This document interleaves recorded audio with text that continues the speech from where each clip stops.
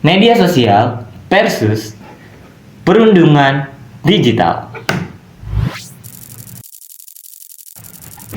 Akhir-akhir ini banyak teman gue yang sering bilang, "Fai, aku kok sering dikirimi hal-hal aneh mulu sih kalau misalnya upload video, dan kok kayak aku kalau misalnya bikin video itu sering ada yang hujat, sering ada perlakuan yang tidak enak."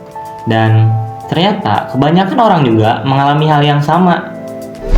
Dan data menyebutkan bahwasanya Gen Z itu hidup di dunia digital dan mereka itu sering bikin konten. Maka bisa kita tarik kesimpulan bahwasanya perundungan digital dan media sosial itu saling berkaitan.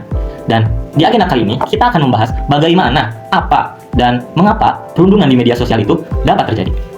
Langsung saja kita ke poin apa. Apa itu perundungan digital? Perundungan cyber.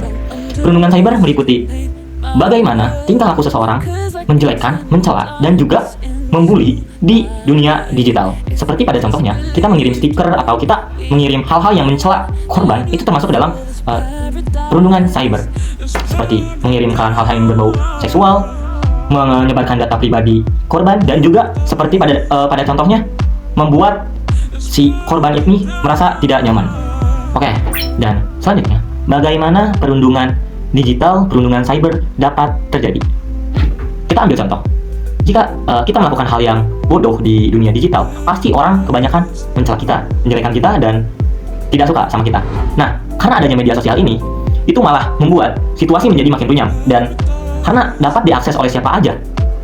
Dan contoh lain, terjadi perundungan cyber seperti adanya teror. Terornya itu bisa berupa video, gambar, dan media lainnya mengenai hal yang bersifat pornografi atau enggak hal yang bersifat sara.